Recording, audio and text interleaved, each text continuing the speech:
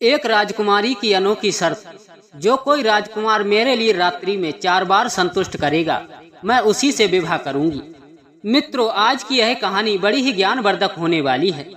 आपसे एक छोटा सा निवेदन है, हमारी इस वीडियो को पूरा अवश्य देखिएगा और वीडियो के समाप्त होने तक हमारे इस चैनल पर बने रहिएगा।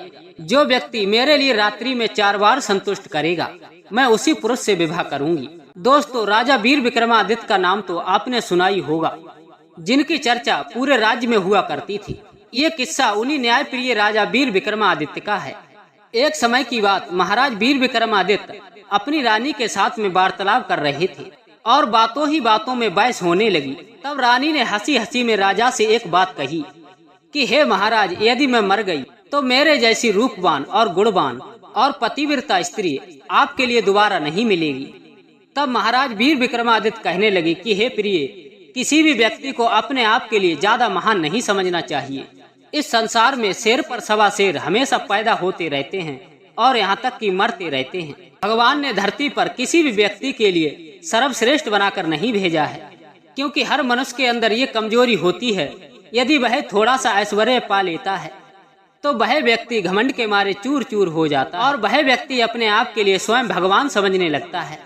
माना कि तुम सुंदर और गुणवान हो और यहाँ तक कि पतिव्रता हो, लेकिन सर्वश्रेष्ठ नहीं, तुमसे भी सुंदर इस संसार में बहुत हैं और यहाँ तक कि तुमसे बड़ी पतिव्रता भी हैं। यदि तुम किसी कारण से मर भी गई तो तुमसे ज्यादा जो श्रेष्ठ होगी, मैं उसी स्त्री को विवाह कर अपने महलों में रानी बनाकर लाऊंगा। लेकिन मित्रों, राजा ने रानी से ये बातें मजाक में कही थी, लेकिन रानी पर राजा की ये बातें बर्दाश्त नहीं हुई। मित्रों, आप इस बात के लिए जानते ही होंगे कि स्त्री हर बात के लिए सहन कर सकती है, लेकिन अपने पति के मुख से किसी अन्य स्त्री की प्रशंसा नहीं सुन सकती, अन्य स्त्री की बड़ाई नहीं सुन सकती। उस राजा की बातें रानी के लिए इस तरह से बुरी लगी। तब वह रानी राजा से ताना मारती हुई कहने लगी कि हे महाराज, यदि आपके लिए अपनी वीरता और सुंदरता पर इतना गुमान है तो आप जाओ रानी सुलेखा के लिए ब्याह लाओ तो मैं समझूं। तब महाराज वीर विक्रमादित्य अपनी रानी से कहने लगे कि हे प्रिय, ये कौन सी बड़ी बात है। यदि तुम इस बात के लिए कहती हो तो मैं घर में कदम तभी रखूंगा जब मैं रानी सुलेखा को ब्याह कर और अपनी पत्नी बनाकर के इस महल में लाऊंगा। तुम जाओ, जल्दी से अपने सौत की स्वागत की तैयारी करो। मैं रानी सुलेखा को ब्याहने के लिए अभी जाता हूँ। मित्रों, महाराज वीर विक्रमादित्य की रानी इस बात के लिए जानती थी, रानी सुलेखा को ब्याहना कोई आसान काम नहीं है।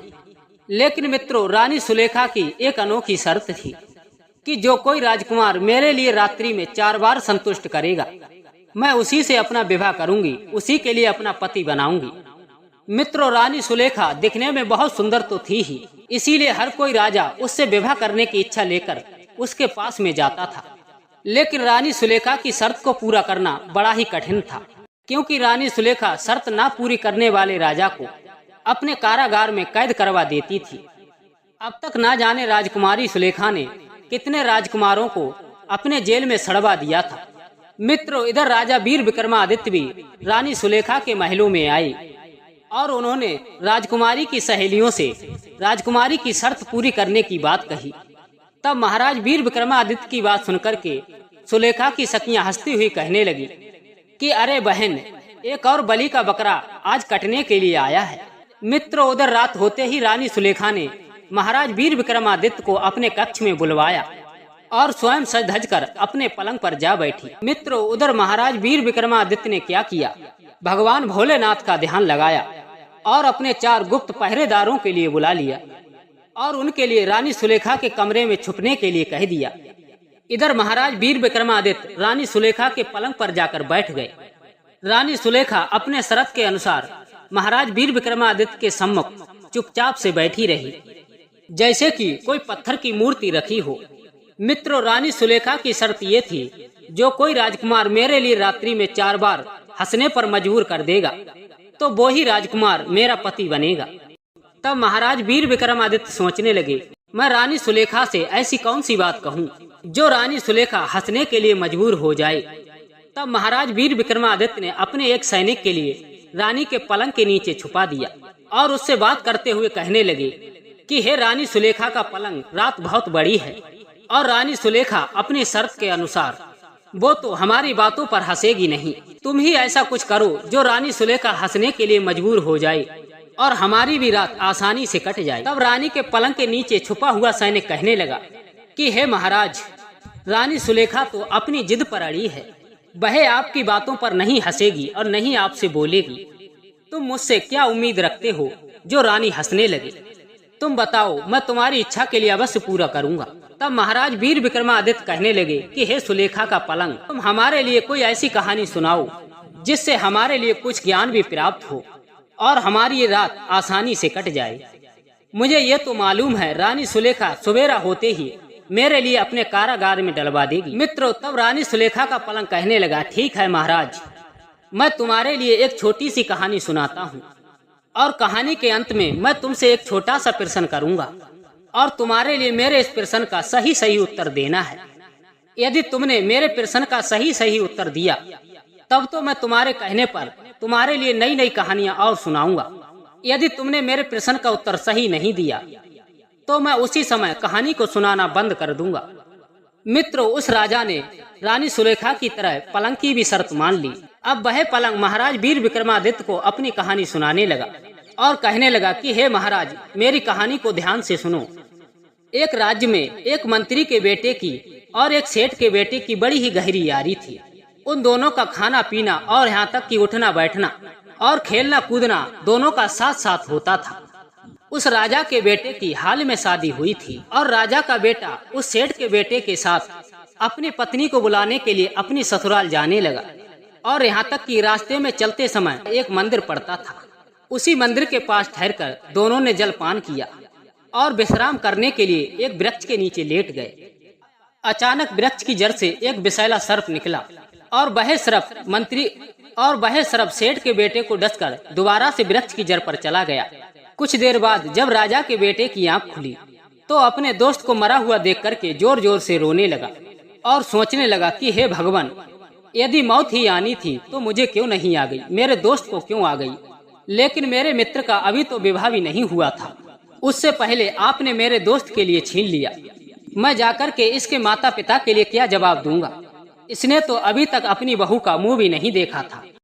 तब राजा के बेटे ने देवी के मंदिर में जाकर के देवी से एक मन्नत मांगी कि हे माँ, मेरे मित्र के लिए जीवित कर दो तो मैं तुम्हारे चरणों में अपनी बलि दूंगा। मित्रों, राजा के बेटे के इस तरह से कहने पर देवी ने उस सेठ के बेटे के लिए जीवन दान दे दिया। लेकिन राजा के बेटे ने यह बात अपने मित्र के लिए नहीं बताई और दोनों हंसी खुशी के साथ ससुराल गए। उधर से राजा का बेटा अपनी पत्नी को बुलाकर घर के लिए लाने लगा और दोनों लौटते समय उसी माता के मंदिर के पास विश्राम करने लगे। राजा का बेटा अपने मित्र और अपनी पत्नी को ठहराकर अपने वचनों को पूरा करने के लिए माता के मंदिर में चला गया और माता के चरणों में जाकर अपने सिर को काट कर चढ़ा दिया। जब कुछ देर के बाद में वह राजा का बेटा नहीं लौटा तो वह सेठ का बेटा अपने मित्र को देखने के लिए चला गया। वहां का नजारा देखकर उसकी आंखें खुली की खुली रह गईं। तब वह सेठ का बेटा सोचने लगा, यदि मैं राजा के बेटे की बहू के साथ घर लौटकर जाता हूँ तो सब लोग मेरे लिए अपने मित्र का हत्यारा समझेंगे, कहेंगे मित्र की पत्नी से प्यार होने के कारण इस राजकुमार ने अपने ही दोस्त के लिए मार डाला। इस कलंक को अपने सिर के ऊपर नहीं सह पाऊंगा। इन्हीं बातों को सोचते हुए उस सेठ के बेटे ने अपना भी सर काट कर माता के चरणों में चढ़ा दिया। जब वह अपने पति को देखने के लिए माता के मंदिर में गई तो उसने क्या देखा, दोनों की गर्दन माता के चरणों में कटी पड़ी थी।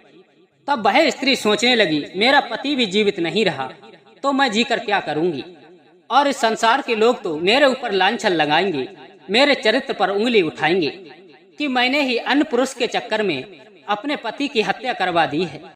इन बातों को सोचती हुई उसने भी अपने हाथों में तलवार उठा ली। उसी समय माता रानी प्रकट होकर कहने लगी कि हे बेटी, तुम मरो नहीं, तुम ऐसा करो, इन दोनों के सिर उठा करके इनके धड़ से लगा दो और तुरंत मैं इन दोनों के लिए जीवित कर दूंगी। उसी स्त्री ने दोनों के सिर उठा करके उनके धड़ से लगा दिए, लेकिन माता रानी उन दोनों को जीवित करके वहां से अदृश्य हो गईं। वो दोनों व्यक्ति एकदम से जीवित हो गई, लेकिन राजा की पुत्र वधू से एक अनर्थ हो गया था। उन दोनों के धड़ बदल गए थे। उसने अपने पति का सर सेठ के बेटे के धड़ पर लगा दिया था और सेठ के बेटे का सर अपने पति के धड़ पर लगा दिया था। इसी कारण से उन दोनों के सर बदल गए थे। अब तो वह स्त्री बड़ी ही मुसीबत में फंस गई कि हे भगवान, अब मैं किसके लिए अपना पति बनाऊं। एक पुरुष के ऊपर मेरे पति का सर है और दूसरे पुरुष के ऊपर मेरे पति का धर। अब आप ही बताइए मैं किसके लिए अपना पति स्वीकार करूं। वह स्त्री अब बड़े ही धर्म संकट में फंस चुकी थी। उधर रानी का पलंग कहने लगा कि हे महाराज वीर विक्रमादित्य, अब आप ही मेरी बात का सोच समझकर जवाब दीजिए कि वह स्त्री अब किसके लिए अपना पति बनाए, धर वाले को या सिर वाले को। तब महाराज वीर विक्रमादित्य कहने लगे कि हे पलंग, वह स्त्री केवल धरवारे को मिलनी चाहिए। तब राजा की बात सुनकर राजकुमारी पर रुका नहीं गया। वह रानी गुस्से के मारे तमतमाने लगी और हंसने लगी और कहने लगी कि हे राजन, तू कैसा न्याय प्रिय राजा है। मुझे तो ऐसा मालूम पड़ता है तूने अपने राज्य में कोई भी ठीक से न्याय नहीं किया। तब वह पलंग कहने लगा कि हे महाराज वीर विक्रमादित्य, अब आप ही मेरे सवाल का जवाब दीजिए और सोच समझकर बताइए, अब वह स्त्री किसके लिए अपना पति बनाए, सर वाले को या धर वाले को। मित्रों, महाराज वीर विक्रमादित्य इस बात के लिए जानते थे कि वह स्त्री सिर वाले को मिलनी चाहिए, लेकिन उन्होंने जानबूझकर जवाब गलत दिया था, क्योंकि मित्रों सिर ही शरीर की पहचान होती है। वह स्त्री केवल सिर वाले को मिलनी चाहिए, क्योंकि इंसान की सर से ही पहचान होती है और यहाँ तक कि चेहरा देख करके लड़की बर के लिए पसंद करती है। तुम कैसे न्याय प्रिय राजा हो। तब राजकुमारी को बोलता हुआ देख राजा बड़ा ही प्रसन्न हुआ। चलो कम से कम मेरे झूठ बोलने से राजकुमारी बोली तो सही और हंसी तो सही। मित्रों, तब पलंग कहने लगा कि हे महाराज, तुम्हें मेरे सवाल का उत्तर सही नहीं दिया, इसीलिए मैं तुम्हारे लिए अब कहानी नहीं सुनाऊंगा। इतनी बात कहकर के वह पलंग चुप हो गया। मित्रों, महाराज का दूसरा सैनिक खिड़की के पास बैठा था और वो भी कहने लगा कि हे महाराज, मेरी भी एक शर्त है।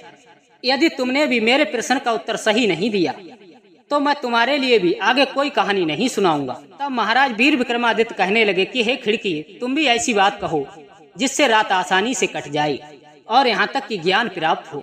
मित्रों, महाराज वीर विक्रमादित्य की बात सुनकर वह खिड़की राजा के लिए कहानी सुनाने लगी। वो कौन सी कहानी सुनाने लगी?